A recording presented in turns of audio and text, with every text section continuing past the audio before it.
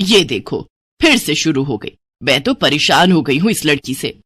क्या हुआ माँ, क्यों इतना गुस्सा कर रही हो? गुस्सा न करूं तो क्या करूं? हाँ, कब से आवाज लगा रही हूँ, लेकिन इन मैडम को एक बार में सुनाई कहाँ देता है। ओहो माँ, आप ही देखो ना, मैंने कितना सुंदर डिजाइन बनाया, बस इसी में ध्यान लगा था मेरा, शायद इसीलिए आपकी आवाज सुनाई नहीं दी होगी। अच्छा बताओ क्या काम है, मैं ये बाद में पूरा कर लूंगी। कुछ काम नहीं, खाने की थाली कब से लगा कर रखी है, अब महारानी को फुर्सत मिल गई हो तो चलकर खा लो। अच्छा खाना खाना है, अब आप शुरू करो, मैं बस 2 मिनट में आऊं। हाँ हाँ पता है तेरे 2 मिनट। इतना कहकर हिना की माँ सुमित्रा गुस्से में वहां से चली गई और फिर खाने की मेज पर। अरे क्या हो गया, इतने गुस्से में क्यों हो भाग्यवान? अब आप ही समझा लीजिए अपनी लाडली को, मेरी तो एक नहीं सुनती। हाँ तो क्या हो गया, तुम पे ही तो गई है। आपको मजाक सूझ रहा है? यहाँ मेरा दिमाग खराब हो रहा है, सारा दिन बस मेहंदी के डिजाइन बनाती रहती है और कोई काम ही नहीं है इसे। इसका मतलब वो सच में तुम पर ही गई है। तुम्हें भी तो मेहंदी लगाने का बड़ा शौक था ना इस उम्र में। हाँ, पर मैं घर का सारा कामकाज निपटाने के बाद ये सब करती थी। अरे ये तो खाना पीना भी छोड़कर बैठी है। सुमित्रा अपने पति सुरेश से हिना की शिकायतें कर ही रही थी कि तभी हिना वहां आ गई। क्या बनाया माँ? खुशबू तो बड़ी अच्छी आ रही है। मिल गई तुझे फुर्सत? हाँ माँ, देखो ना मेरा आज का डिजाइन, पापा देखिए ना कैसा है। सच में डिजाइन तो वाकई बढ़िया बनाया है लाडो। ये लाडो बोल बोल कर आपने ही इसका दिमाग खराब करके रखा है। मेरी जान को कितना काम है पता है, ती जा रही है, मगर ये लड़की मेरी बिल्कुल मदद नहीं करती। ओहो, आज सिर्फ खरी खोटी ही सुनाओगी या कुछ खाना भी मिलेगा भाग्यवान? सुरेश की बात सुनकर सुमित्रा की हंसी निकल गई और उसे हंसता देख सभी लोग हंसने लगे। हिना अपने माता पिता की अकेली संतान थी। हिना को बचपन से ही मेहंदी के नए नए डिजाइन बनाने का बड़ा शौक था। वो कागज पर रोज कुछ न कुछ नया बनाने की कोशिश करती और फिर उसे अपने या अपनी माँ के हाथों पर लगाती। हिना के कॉलेज की पढ़ाई भी अब पूरी हो गई थी, तो अब उसके लिए रिश्ते आने भी शुरू हो गए थे। अरे सुमित्रा कहाँ हो, जल्दी आओ। क्या हुआ जी? जरा इस फोटो को तो देखो, कैसा है लड़का? दिखने में तो बहुत ही बढ़िया है। हाँ, वो कानपुर वाले फूफा जी है ना, उन्होंने बताया इस लड़के के बारे में। अपनी हिना के लिए कैसा रहेगा? लड़का काम क्या करता है और परिवार में कौन कौन है? फूफा जी बता रहे थे कि कानपुर में इनका अपना कारखाना है, वहां ये अपना दोने पत्तल और डिस्पोजल वगैरह बनाते हैं। ये अच्छा पैसा कमा लेता है, फूफा जी की रिश्तेदारी में है। हाँ, पर उससे पहले ये फोटो एक बार हिना को तो दिखा दो, उसे लड़का पसंद आ जाए तभी बात आगे बढ़ानी चाहिए ना। अरे हाँ, ये भी सही कह रही हो। लाडो, ओ लाडो, अरे कहाँ है बिटिया? सुरेश ने फौरन जाकर कमल की फोटो हिना को दिखाई तो हिना को भी कमल पसंद आ गया। उधर कमल को भी हिना पहली ही नजर में भाग गई और इस तरह से कुछ ही दिनों में कमल और हिना की शादी खूब धूमधाम से हो गई। शादी के बाद कमल और हिना अपनी गृहस्थी में बहुत खुश थे। फिर एक शाम। ये क्या लिख रही हो हिना? लिख नहीं रही हूँ, मेहंदी का डिजाइन बना रही हूँ। अच्छा, पर कागज पर क्यों? प्रैक्टिस तो रोज ही करनी होती है ना, तो इसीलिए कागज पर डिजाइन बनाती हूँ। अच्छा, अब जरा दिखाओ तो सही। अरे वाह, ये डिजाइन क्या सच में तुमने बनाया है? हाँ अच्छा है ना, अब मैंने और भी बनाकर रखे हैं, रुकिए मैं भी लेकर आती हूँ। हिना ने अपने बनाए सारे डिजाइन्स कमल को दिखाए, जो कमल को बहुत पसंद आए और उसने हिना की खूब तारीफ की। सब कुछ अच्छा चल रहा था और ऐसे ही हंसी खुशी दिन बीत रहे थे। लेकिन फिर एक सुबह। हेलो, क्या हुआ राठी जी, इतनी सुबह सुबह फोन क्यों किया? सर आप जल्दी से आ जाइए, गजब हो गया, अपनी फैक्ट्री में आग लग गई है सर, सब कुछ जल गया सर, कुछ भी नहीं बचा सर, जल्दी आ जाइए आप।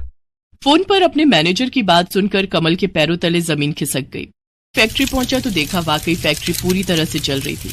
तभी एक जलती हुई बड़ी सी लकड़ी कमल पर आ गिरी, जिसकी वजह से वो बुरी तरह झुलस गया। उसे फौरन अस्पताल पहुंचाया गया और यहाँ से सब कुछ बदल गया। फैक्ट्री के काम को बढ़ाने के लिए कमल ने हाल ही में कई सारी नई मशीनें लोन पर खरीदी थी।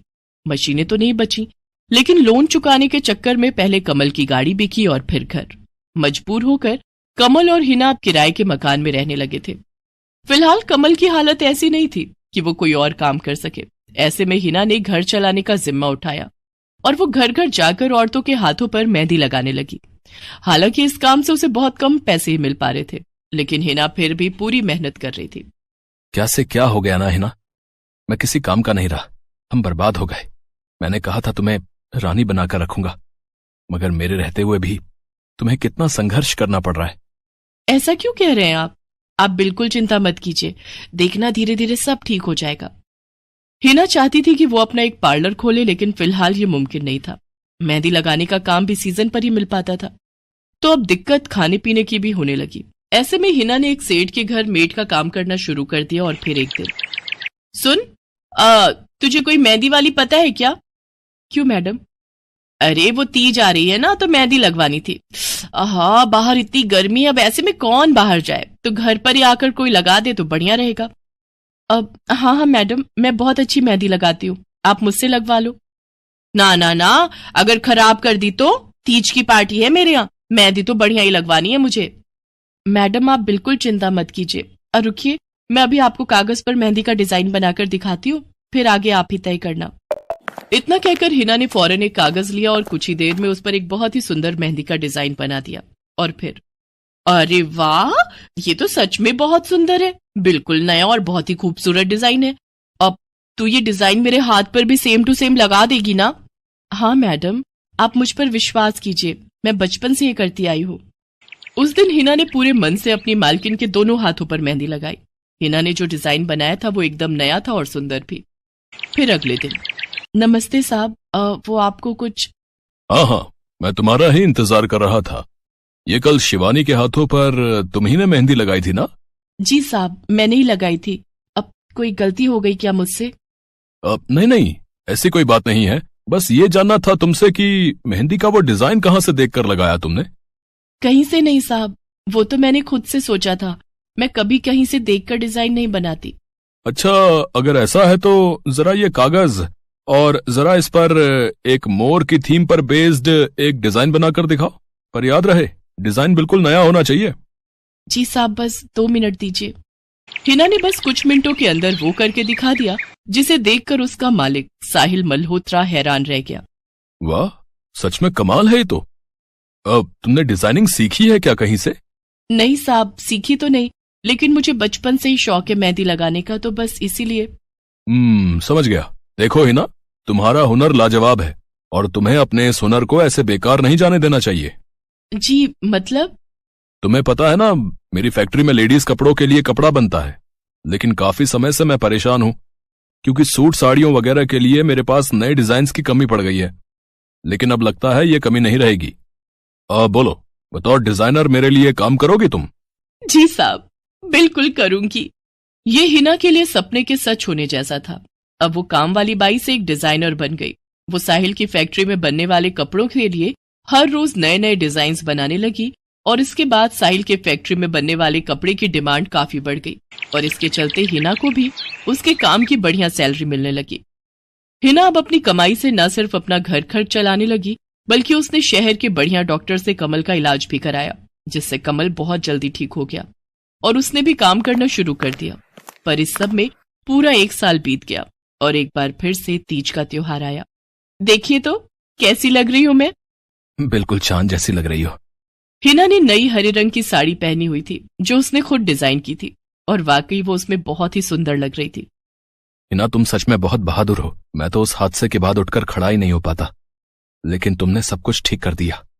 तीज का ये त्योहार ही इसलिए है जी, मैं आपको कभी कुछ नहीं